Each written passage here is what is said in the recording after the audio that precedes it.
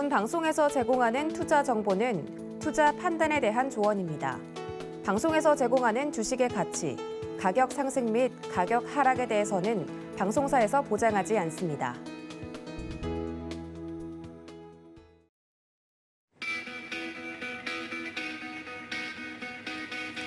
안녕하세요. 고수익 작전 타임의 이수연입니다. 어제 8월의 첫째 장이었는데요. 기분 좋게 양대지수 모두 상승 마감에 성공을 했습니다. 어제 우리 증시는 기관이 상승을 견인했다고 할 정도로 매수세가 대단했는데 코스피 시장은 3,220선을 회복해줬고 코스닥 시장은 1,037선에서 거래를 마치는 모습이었습니다. 또 어제 한국의 수출 호조 소식에 반도체 업종이 증가하는 그런 모습 보여주기도 했고요. 대여급 IPO로 꼽히던 크래프톤은 생각보다는 부진한 흐름을 보였습니다. 경쟁률이 2.79대 1에 그쳤고 청약 증거금은 2조 원에도 못 미쳤다는 소식인데 오늘 이런 부분들 자세하게 짚어보도록 하고요. 또 조금 전에 마감된 뉴욕 3대 지수는 혼조세로 거래를 마쳤습니다. 경제 지표가 부진한 가운데 나스닥이 홀로 상승 마감에 성공했는데 오늘 우리 시장에는 어떤 영향 미칠지 함께 체크해보도록 하겠습니다. 오늘의 투자 작전 화면으로 만나보시죠. 네, 김민수의 작전 키워드 시간에서는 카카오뱅크와 크래프톤에 대해서 알아보도록 하겠습니다. 하반기 IPO 대여라고 꼽히고 있는 두 가지 종목이죠. 이제 슈퍼위크가 개막하는데 자세한 전망 짚어보도록 하겠습니다. 허반석의 작전 리포트 시간, 이번 주는 ESG에 대해서 알아보도록 할 텐데요. 삼성전자는 모두가 알고 있는 반도체 대표 종목이죠. 하지만 ESG의 시설에서 바라봤을 때는 어떤 전망 가지고 있을지 자세하게 분석해보도록 하겠습니다. 네, 이주연의 주요 스포트 시간에서는 셀트리온 효과에 대해서 짚어보도록 하겠습니다. 브라질에서 항암 바이오시밀러 입찰 수주를 성공했다는 소식인데 2년 연속으로 이 수주에 성공하면서 전일 주가가 급등한 모습입니다. 앞으로는 어떻게 전망이 흘러갈지 공개해드리도록 하겠습니다.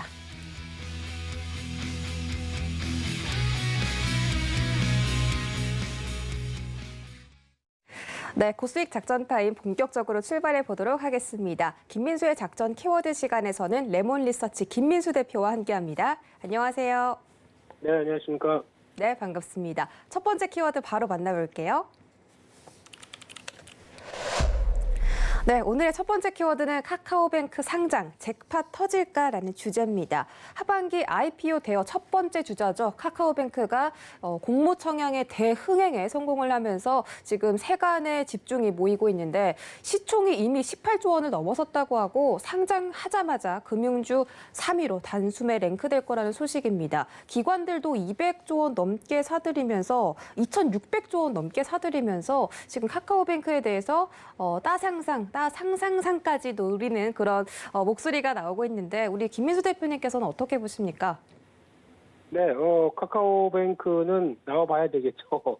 근데 이제 중요한 부분은 그동안 어떤 같은 뱅크라는 입장과 그리고 플랫폼에 대한 입장들이 같이 연결이 되면서 어떤 식의 무게를 두느냐가 더 중요할 걸로 보여지고 있는데 일단 기대감은 그렇게 낮지는 않습니다.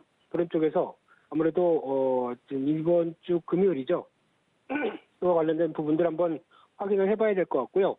그와 함께 먼저 이번 주 주요 일정들 잠깐 같이 연결해서 보게 되면은 일단 8월 3일 화요일 오늘 같은 경우 시장에서 가장 주목하는 게 7월 소비자 물가 동향인데요.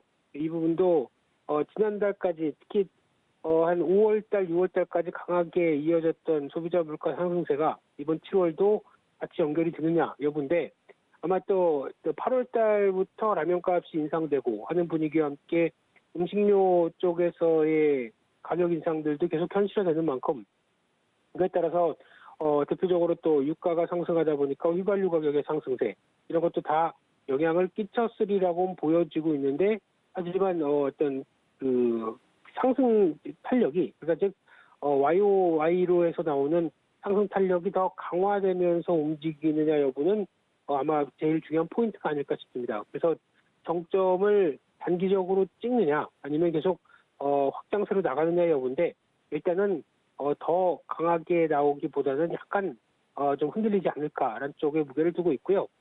오늘 또 실적 발표하는 회사가 코롱 인더가 있습니다. 그래서 코롱 인더 관련된 쪽의 흐름들 아마 실적 크게 나쁘지 않을 것 같고요. 이쪽에 대해서 최근에 단기적으로 정치하던 주가의 반응을 한번 또 눈여겨보셔야 될 것 같고요. 이 8월 4일 수요일 날 같은 경우는 미국의 서비스 제조업 지표와 ADP 취업자 변동이 발표가 될 예정인데 여기서 중요한 부분은 이번에 어제였죠. 어제 ISM 제조업 지수 생각보다 좀 부진했다는 쪽에서 시장이 좀 경기 관련된 쪽이 아무래도 어떤 정점을 지난 게 아니냐라고 보여지고 있는데 하지만 좀 더 자세하게 봐야 될 게 마켓 제조업 PMI 같은 경우는 또 최고치를 기록했습니다. 그러면 왜 ISM과 마켓 제조업 지표가 차이가 나느냐? 여기를 좀 눈여겨보셔야 되겠죠.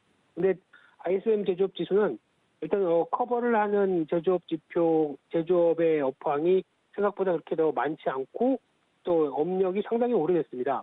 그러다 보니까 중간중간 어떤 시장을 좀 선도하는 업황이나 업종으로 좀 넣어두게 되는데 귀찮은지 그냥 뒀습니다. 그러다 보니까 약간 오일드 산업, 전통 산업 쪽에 대해서 무게를 맞추는 게 더 많고요.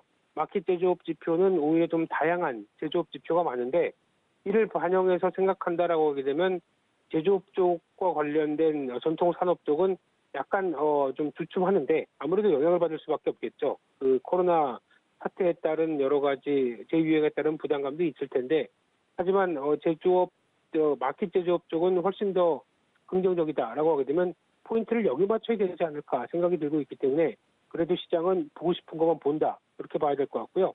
그래서 서비스업 지표도 아마 이번에 약간 흔들릴 것 같습니다. 흔들리는데 투자가 그렇게 크게 흔들리지 않는다라고 하게 되면 어떤 여전히 기대감은 확 꺾이는 상황들이 아닌데 만약에 조금 흔들리게 되면 그런 해석이 나오겠죠. 제조업과 서비스업 모두 흔들린다. 그래서 시장이 또 약하게 나올 가능성이 높기 때문에 이 8월 4일 날 또 지표들도 중요하게 봐야 될 것 같고요.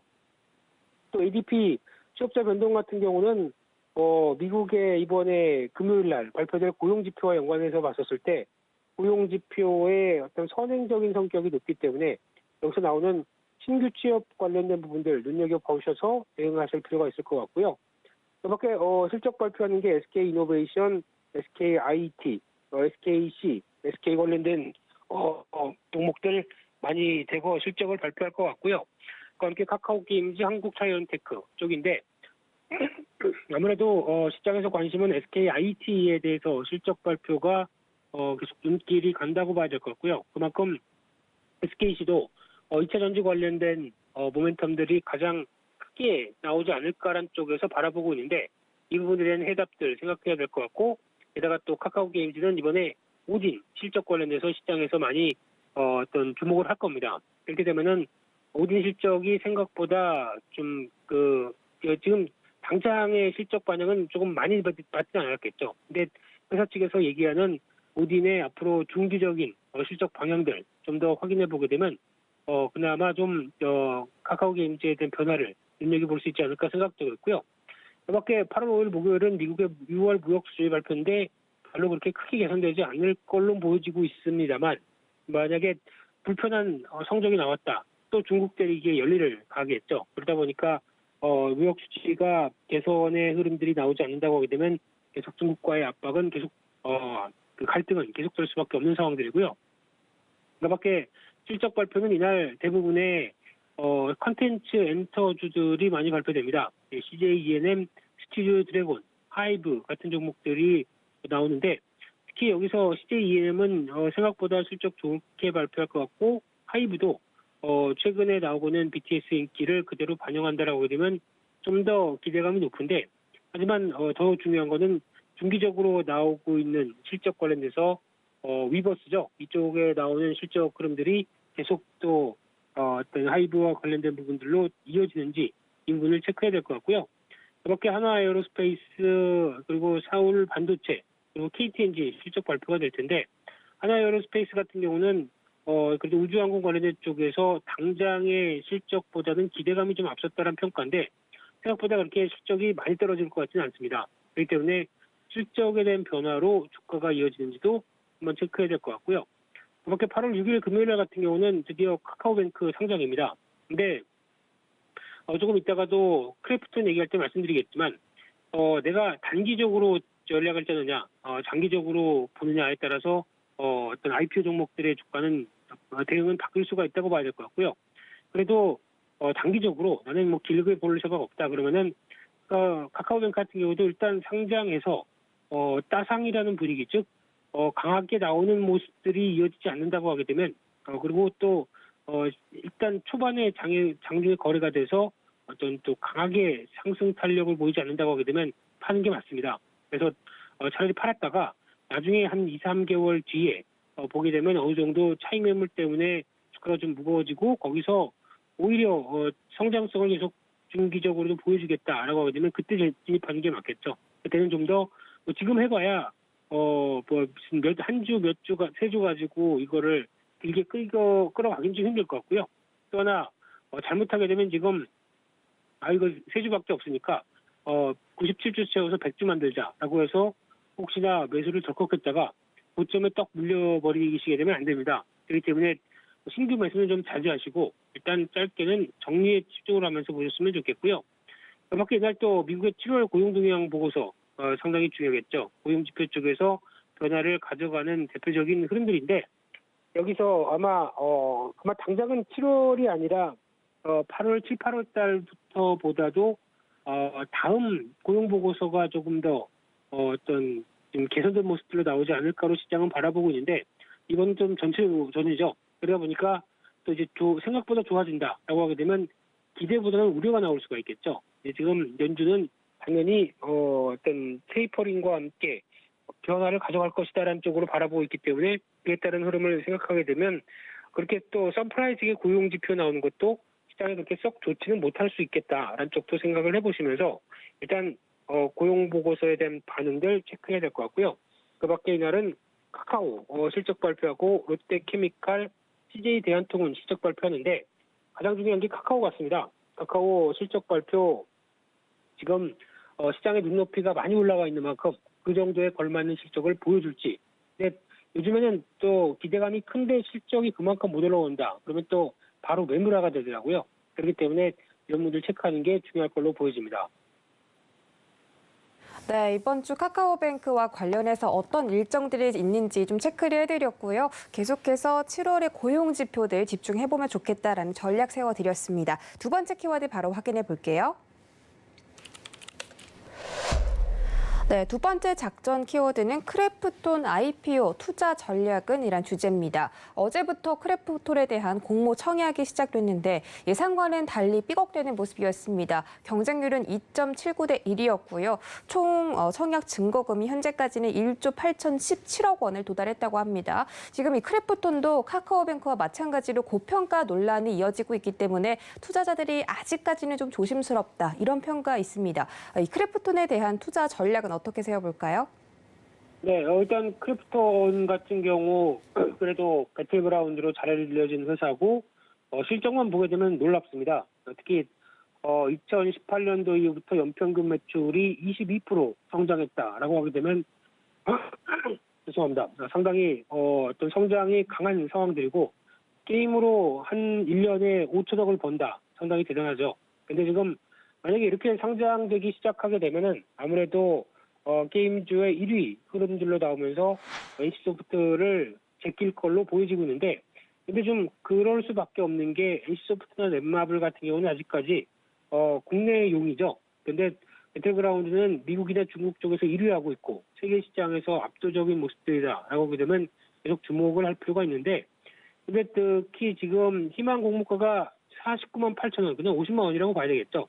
최상단에 위치하다 보니까 아무래도 이 금액 좀 공모 작은 규모는 역대 두 번째입니다. 그래서 삼성생명에 이어서 역대 두 번째긴 하지만 지금 나오고 있는 대표적인 고평가의 논란들 특히 이렇게 되면은 시총이 한 24조가 넘어가죠. 근데 5천억 나오는 회사치고 24조 그러면 PR이 한 50배 정도 되는데 이 정도로 따지기에는 좀 비싸지 않겠느냐라는 관점들이 가장 중요한 상황이라고 봐야 될 것 같은데 그러다 보니까 청약률이 약간 저조한 것도 이에 영향을 끼친다고 봐야 될 것 같고요. 하지만 제가 보기엔 더 중요한 건 휴가 시즌입니다. 라고 하더라도 휴가 기간이라고 하더라도 오히려 지금 실적과 지금 동향과 관련된 부분들을 보게 되면은 모바일로 충분히 할 수 있기 때문에 괜찮지 않을까 싶은 상황들인데 게다가 또 이번에는 어떤 종목 청약 마지막이죠. 그러다 보니까 할 수 있는 데가 더 많은데 그만큼 좀 약간 열기가 공모주에 대한 열기가 식은 게 아닐까라는 생각도 살짝 들고 있고요. 그러다 보니까 지금 혹시나 오늘 뒤늦게 청약을 준비하겠다라고 생각하시게 되면 미래에셋, NHN 투자증권, 삼성증권 3개 회사의 계좌가 있어야 됩니다. 거기다가 최소 청약 증거금이 249만 원. 그러니까 즉 공모가 곱하기 최소 청약 단위가 10주니까요. 49만 8천 곱하기 10주. 거기에 절반, 50%가 한 249만 원. 즉 250만 원을 넣고 한 주를, 아니 10주를 청약한다라고 보시면 될 것 같고요. 그런 쪽으로 봤을 때 또 그 나머지 쪽까지 다 이어지게 되면 세 군데 다 하게 되면 747만 원. 네, 친절하게 금액까지 말씀드리네요. 네, 그러다 보니까 이런 쪽에서 혹시나 오늘도 늦었지만 해보겠다라고 하신 분들은 참고하셨으면 좋겠고요. 8월 5일이 환불일, 상장일이 8월 10일입니다. 그러다 보니까 이렇게 뭐 멀지는 않았는데 앞서 말씀드린 것처럼 지금 여러 가지 해도 돼요? 라고 물어보시는 분들에 대한 답이 이런 부분이겠죠. 그래서 지금 상대적으로 높은 밸류를 갖고 있는 종목들과 같이 비교해서 종목가를 산정하다 보니까 비쌌다. 그리고 또 지금 배틀그라운드 모바일의 단일 게임 의존도가 거의 뭐 80%가 매출에 차지하다 보니까 이쪽에 대한 부담감. 근데 중요한 거는 이거는 똑같죠. 하이브가 BTS 하나밖에 없는데 괜찮겠느냐라고 했다가 주가는 이만큼 올라오면서 그런 얘기 쑥 들어가고 있고 뭐 BTS 군대 얘기 뭐 이런 얘기도 다 쑥 들어갔는데 그러다 보니까 지금 마찬가지로 동향을 보게 되면 크래프톤도 아마 또 다른 게임 잘 성공을 할 수 있겠죠. 그래서 그 성공력에 따라서 주가나 또 실적 분위기도 바뀐다라고 하게 되면 거기가 또 하나의 포인트가 될 수도 있지 않을까 생각이 들고 있고요. 그래서 또 하나 중요한 게 그러면 상장하고 나서 바로 물량이 많이 나오겠느냐라는 부분들도 약간 부담스럽습니다. 제가 보통 얘기하는 의무 보유 확약 같은 경우도 지금 한 13%, 12.88% 정도다 보니까 상대적으로 나머지는 일단 나오면 팔고 보겠다라는 성격들이 강하겠죠.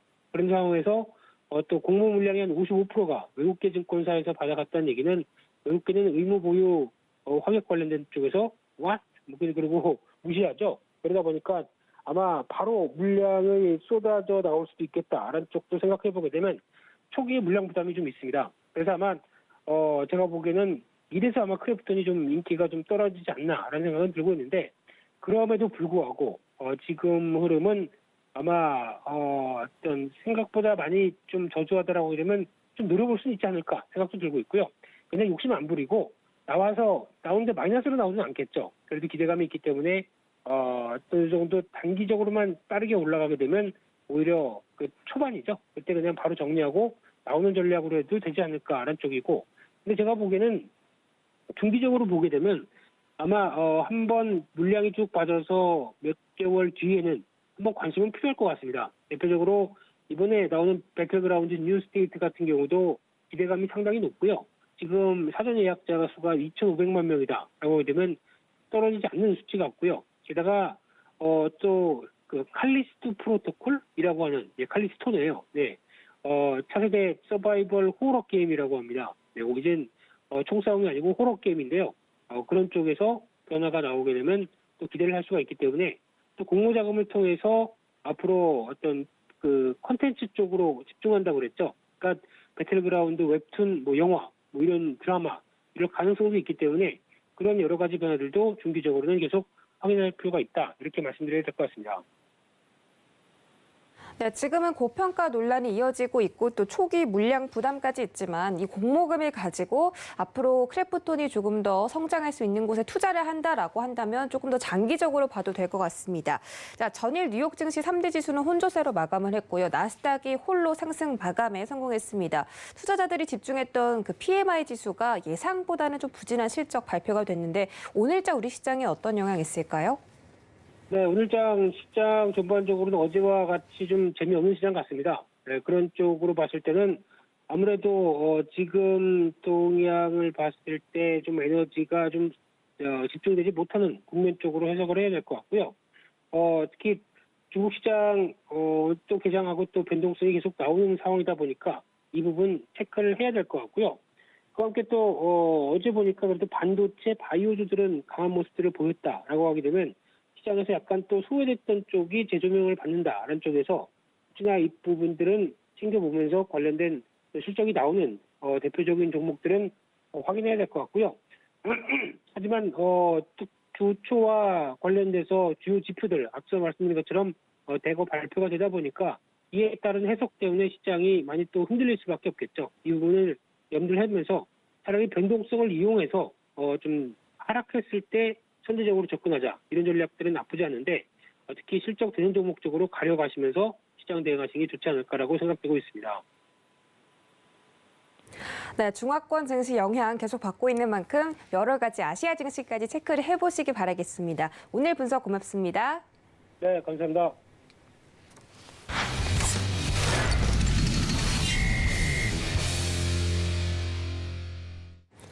네, 이어지는 시간은 허반석의 작전 리포트 시간입니다. 증권가에 쏟아지는 리포트들, 어떤 리포트가 진짜 반짝반짝 빛나는 보석 같은 리포트일지 감별해드리는 시간이죠. IR 분석에 신 허반석 전문위원과 함께합니다. 안녕하세요. 네, 안녕하세요. 네, 반갑습니다. 자, 어제는 잘 보내셨어요, 하루? 네, 잘 보냈습니다. 네, 8월의 첫 번째 장이어서 좀 부담이 있었을 텐데 그래도 증시가 잘 마감을 해줘서 오늘도 과연 어떤 리포트 분석해볼지 바로 만나볼게요.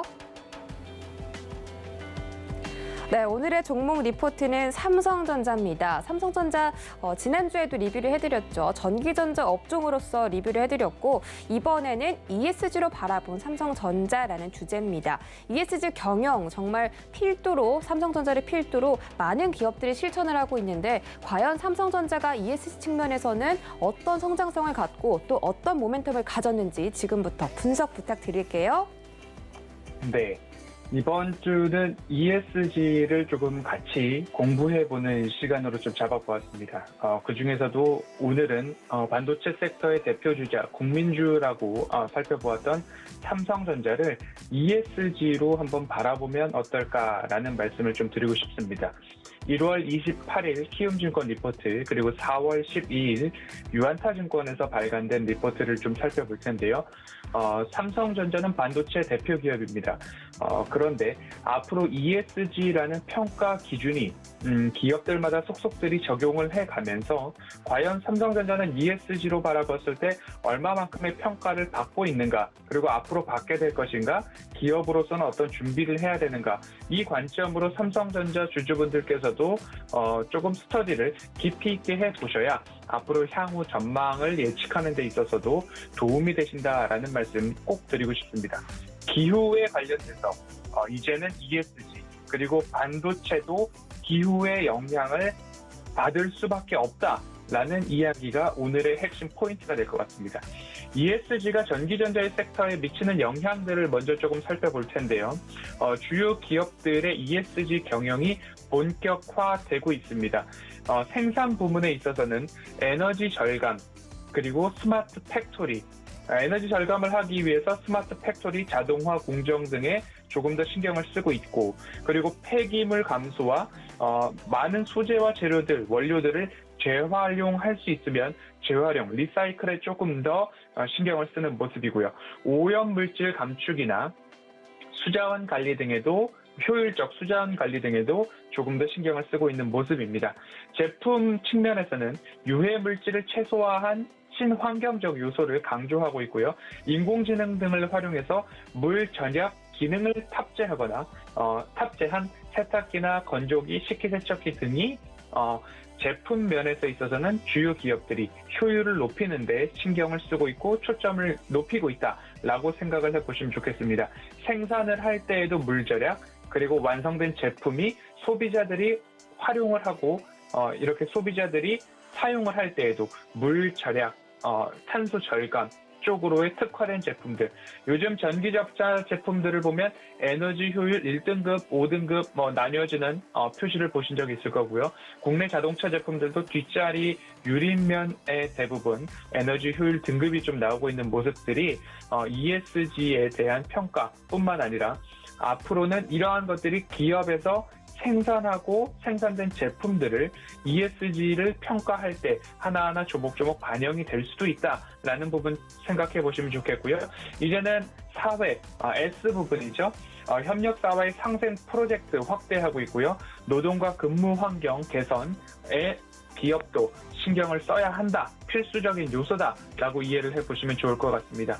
그러면 오늘 살펴볼 반도체 분야에서는 ESG가 어떻게 적용이 될 것인가에 대해서 살펴보면 좋을 것 같은데요. RE100이라고 리뉴어블 에너지 해서 RE100입니다. 기업이 사용하는 전력 100%를 재생에너지로 충당하겠다. 재생에너지만 활용하겠다라는 목표가 RE100인데요. 대부분 반도체 기업뿐만 아니라 빅테크 기업들 모두 다 이 RE100에 참여를 해 나가는 모습입니다. 2014년 영국 런던의 다국적 비영리 기구인 더 클라이밋 그룹에서 시작된 운동이 RE100인데요. 테크 기업들이 RE100 운동에 참여를 하고 있습니다. 애플, 구글, 페이스북 모두 다 참여 중이고요. 대만의 TSMC나 SK하이닉스도 RE100에 가입을 하고 있는 모습이고 삼성전자도 이에 준하는 기준에 부합하는 모습으로 생산 그리고 제품 모든 것들을 조금 이어나가겠다 목표치를 RE100에 준하는 모습으로 잡고 있는 모습입니다.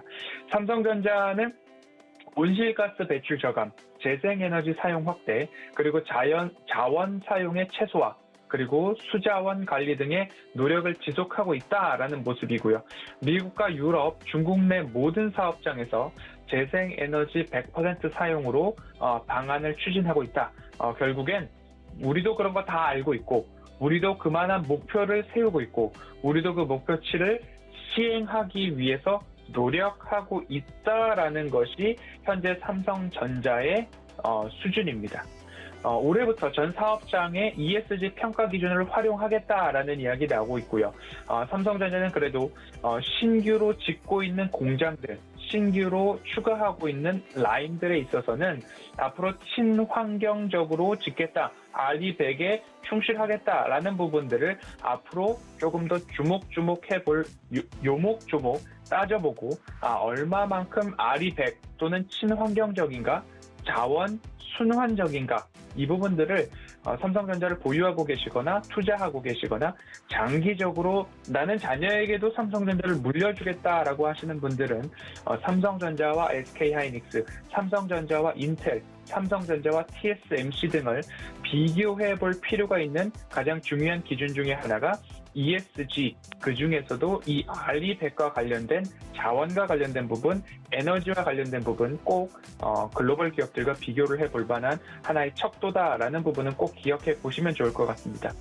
삼성 화성 사업장이 영국 친환경 인증기관인데요. 카본 트러스트로부터 반도체 업계 최초로 물 발자국이라는 결국엔 물을 얼마나 잘 쓰고 재활용하고 적게 썼는가에 대한 부분일 것입니다.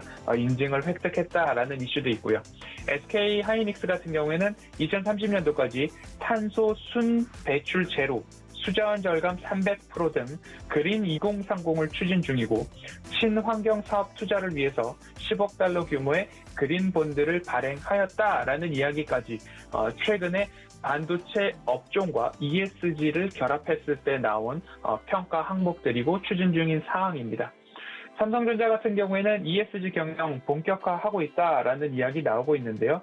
환경을 위해서는 불산을 재활용하고 있고 기존 1회 사용하고 모두 다 전량 폐기했던 공정을 넘어서 이제는 불산을 재활용하고 있다라고 합니다. 1회 투입분의 80%까지 재활용하고 있다는데요. 내부 순환장치의 점진적 확대와 기술 개발로 인해서 불산 사용량을 더 줄여나가겠다라는 이야기 나오고 있고요. 그리고 폐기물 를 자원화하고 있다라는 이야기 나오고 있습니다. 2020년도 RE100을 선언을 했고요. 폐기물 매립 제로 인증 등 친환경 방침을 수립해 나가고 있다. 폐기물 배출량을 30% 절감하고 폐기물 자원화에 따른 경영기여 50%까지 목표를 하겠다. 그래서 전 사업부 폐기물 자원화를 목표로 하는 태스크포스를 새로 꾸려놓은 모습입니다. 그리고 이제 소셜, 사회와 관련된 모습으로 좀 본다면 상생을 위한 노력 이어가고 있다라고 합니다. 국내 서플라이 체인 하위 업체들과 함께 협력 업체들과 함께 연구개발 및 협업 그리고 소재 부품 등에 있어서의 국산화 연구개발 협력을 꾸준히 이어가고 있다. 그래서 지난해 6개 기업에 약 1,800억 원 이상 지분 투자를 이어갔고 올해도 조금 업데이트가 됐습니다. 약 600억 원 이상 투자를 진행했다라고 보시면 좋겠는데요.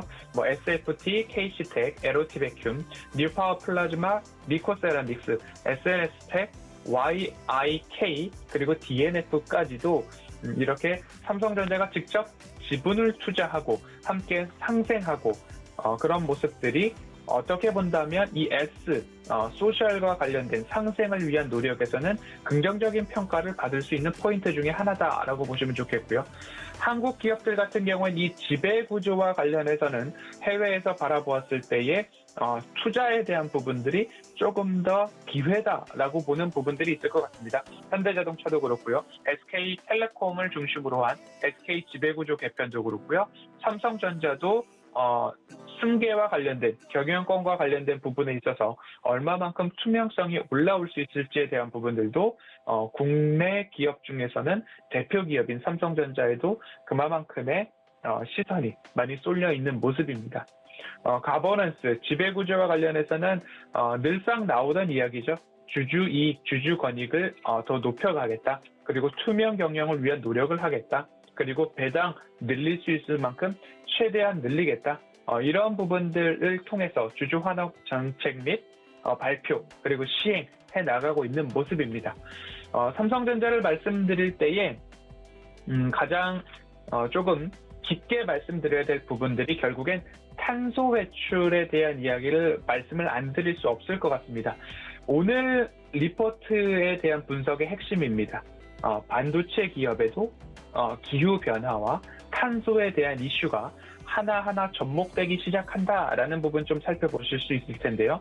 탄소 중립, 단순한 환경보호 운동을 넘어서서 앞으로 미래에는 기업의 존폐를 다룰 수 있는 중요한 분야다라고 보시면 좋을 것 같습니다. 탄소 중립이나 탄소 배출과 관련된 부분들에 좋은 반도체를 생산해내는 기업들을 빅테크 기업들 그리고 하이퍼 스케일러들이 이제는 사용을 할 수밖에 없다라는 부분이죠. 얼마만큼 ESG에 부합하는 제품을 활용했는가, 사용했는가가 하이퍼 스케일러, 대용량 서버나 데이터 센터들을 갖고 있는 기업들에게도 ESG 평가 항목에 포함될 수밖에 없기 때문입니다.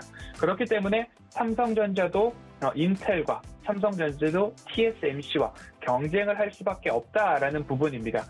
빵 기업이라고 불리는 빅테크 기업들도 탄소 절감에 앞장서고 있는 모습입니다. 삼성전자와 마이크론이 빵의 주요 고객사인데 2019년 기준 마이크론의 탄소 배출량이 약 319만 4,500톤 정도였다고 합니다. 2019년 삼성전자의 DS 부문 탄소 배출량이 약 476만 6천 톤에 이르렀다고 하는데요. 단순하게 비교하기는 좀 어렵습니다. 삼성전자는 메모리 그리고 파운드리 여러 사업부가 포함되어 있는 탄소 배출 부문이지만 탄소 배출 증가폭이 마이크론보다는 조금 가파르다라는 평가를 받고 있습니다. 그렇기 때문에 2017년도에서 2019년도까지 삼성전자는 탄소 배출량이 43%가량 증가했는데 마이크론은 12%가량 증가했다라는 비교치가 나오고 있습니다. 세계 원 단위 산소 배출량이라고 한다면 매출액 대비 실제 탄소가 얼마만큼 배출되었는가를 비교해 볼 수 있는데요.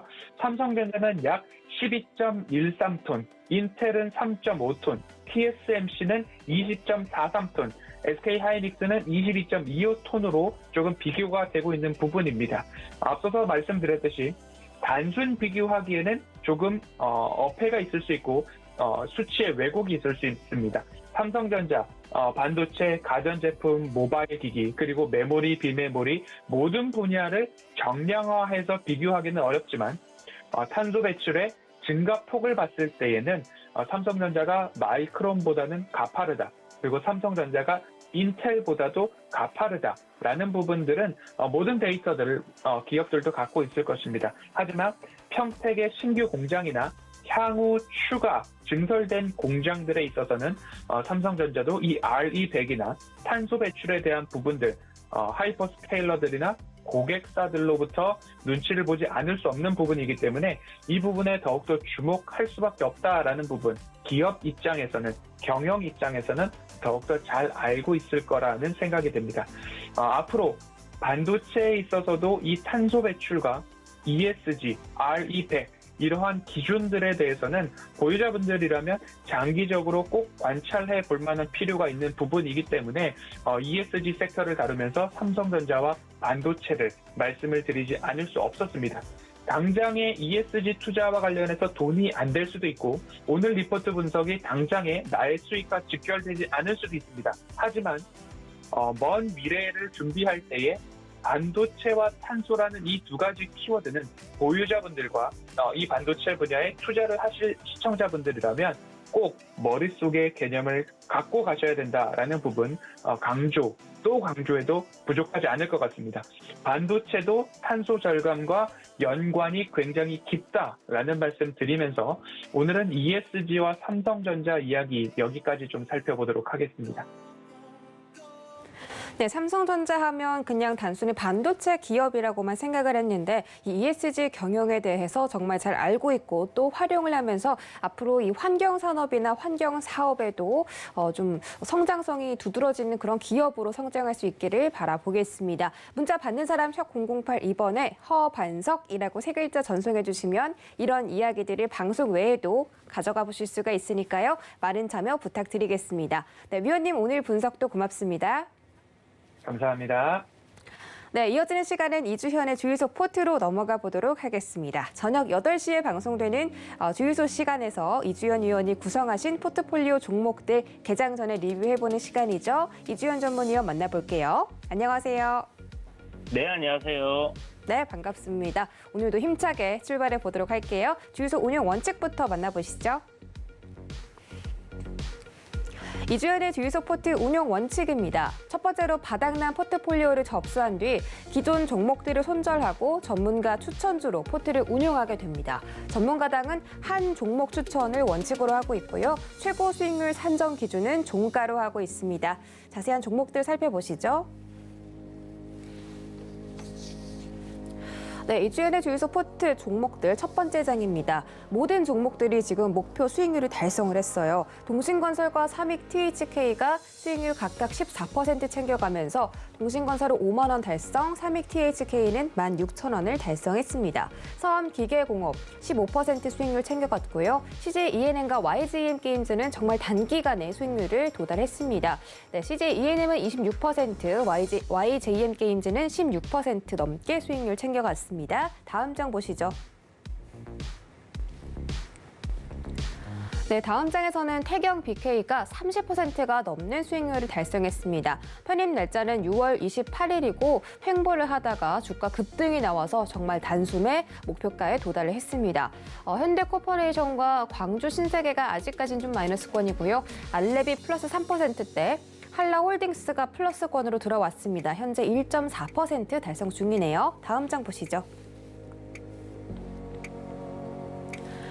네, 다음 장에서는 세 가지 종목들이 있습니다. 백산과 위니아 딩체, 우리기술투자인데 7월에 모두 편입됐고요. 수익률은 아직까지 부진하지만 전략 좀 세워보도록 하겠습니다. 네, 저희 주유소 포트 종목들 살펴보고 돌아왔습니다. 자, 어제 셀트리온 삼형제가 좀 대단히 강세를 보였는데 헬스케어와 제약이 모두 4%대 급등으로 마감을 했습니다. 이 식약처에 따르면 의약품 무역 수지가 흑자를 기록했다고 하는데 셀트리온은 게다가 실적까지 좀 좋은 성적을 냈죠.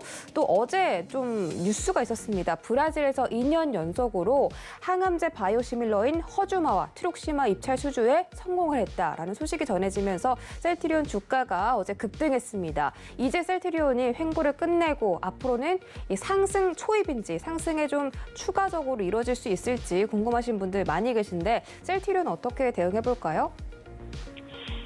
네, 셀트리온이 전일 굉장히 좀 괜찮은 흐름을 보여주면서 말씀하신 것처럼 그러한 이유로 이제 전체적으로 제약바이오 섹터 쪽에 강세가 나타났던 부분이 있었고 국내 시장 양대축이라고 할 수 있는 뭐 IT 섹터 그리고 제약바이오 섹터가 있는데 이 두 섹터가 좀 골고루 괜찮게 올랐던 것 같습니다. 전체적으로 뭐 다 같이 올랐다 이런 건 아니지만 그 안에 있는 기업들 중에서 괜찮은 상승 흐름이 나왔던 종목들이 꽤나 많이 있었고 특히나 셀트리온이나 셀트리온 헬스케어, 셀트리온 제약 같은 경우는 시가총액 상위에 이렇게 분포되어 있는 종목들이다 보니까 지수가 크게 빠지지 않고 반등을 하는데 좀 많은 기여를 했다라고 볼 수가 있을 것 같아요. 뭐 말씀하셨던 신약에 대한 그런 기대감 분명히 존재하고 있다라고 생각이 들고요. 사실 코로나19 치료제 관련된 실적이 좀 굉장히 좋게 나오지 않을까라는 기대를 했었는데 그런 부분들은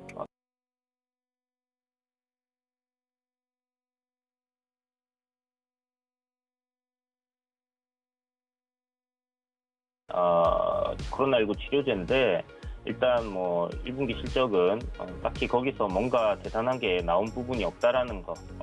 그래서 2분기에 지금 현재 델타 변이가 좀 확산하는 상황에서 이 부분이 또 매출에 기여를 할 수 있을지 여부를 좀 지켜봐야 될 것 같고요. 기술적으로 봤을 때는 상당히 나쁘지 않은 흐름이다라고 생각을 할 수 있을 것 같아요. 물론 뭐 지금 바닥권은 아닙니다만은 한 차례 대단한 시세를 작년에 연말에 이제 대형주들 상승 때 같이 올라줬다가 그리고 최근에 이제 보시게 되면 뭐 6월달 해서 이제 저점을 한 차례 형성을 했는데요.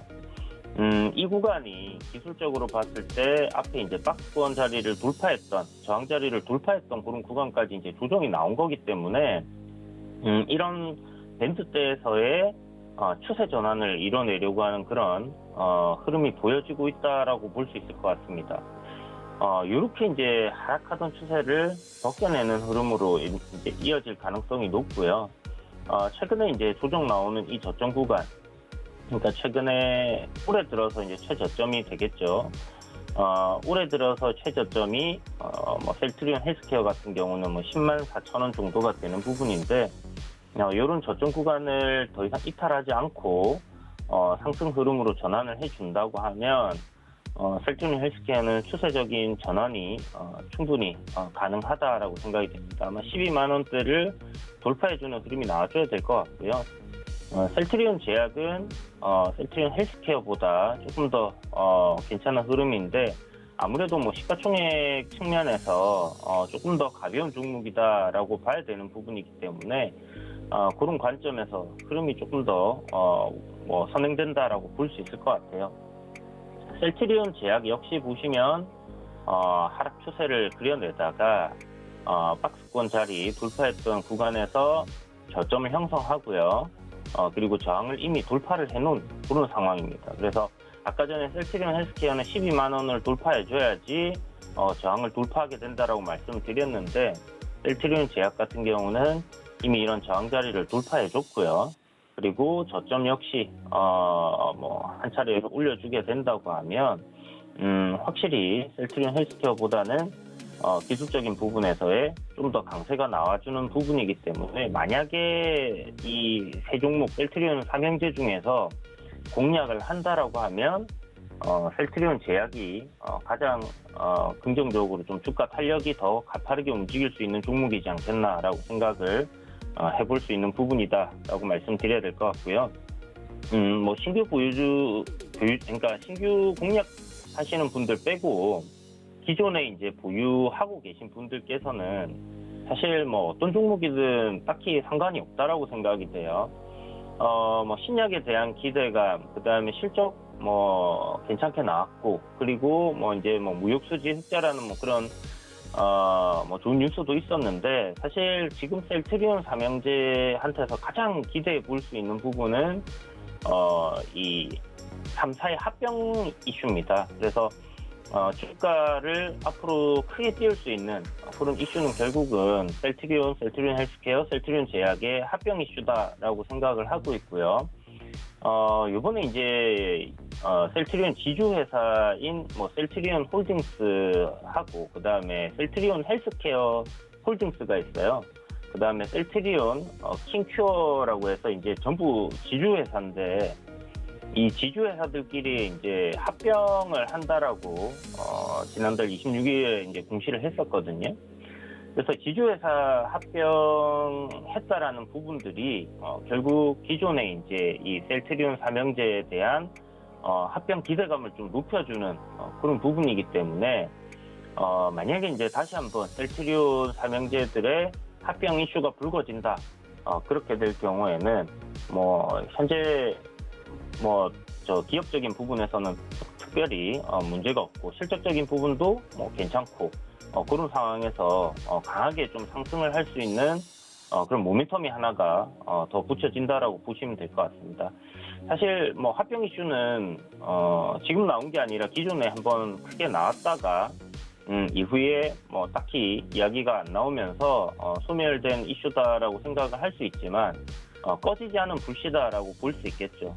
그래서 셀트리온 삼형제가 결국 합병을 하게 되면 제가 봤을 때는 못해도 전고점 부근까지 지금부터 대략 한 50% 정도의 주가 상승은 충분히 나와줄 가능성이 높지 않겠나라는 생각이 드는 그런 재료이기 때문에 이런 부분들이 실질적으로 주가에 영향을 미치는지 아니면 그런 이슈들이 불거지는지 여부를 한번 잘 지켜보시길 바라겠고요. 신규 공략주 분들께서는 셀트리온 헬스케어, 셀트리온 제약이 실질적으로 셀트리온보다는 조금 더 탄력적으로 주가가 움직일 수 있는 부분이니까 그런 부분들 참고하시고 접근을 해보시면 좋을 것 같습니다. 네, 셀트리온 삼형제에 대해서 설명 도와주셨고요. 지금 모두 추세적인 전환점에 놓여 있다. 앞으로 어떤 이슈를 받고 상승을 할지 좀 지켜보시는 게 좋겠습니다. 더 자세한 정보들은 문자 받는 사람 샵 0082번에 이주현이라고 보내주시면 이런 이야기들 장중에도 함께 해보실 수가 있습니다. 네, 위원님 오늘 말씀도 고맙습니다.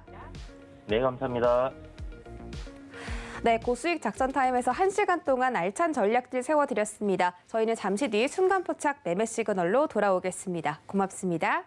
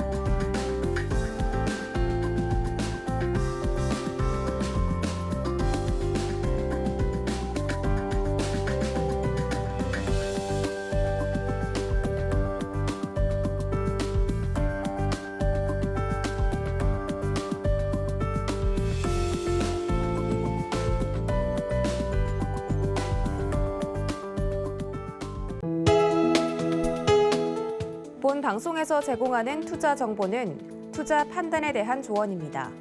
방송에서 제공하는 주식의 가치, 가격 상승 및 가격 하락에 대해서는 방송사에서 보장하지 않습니다.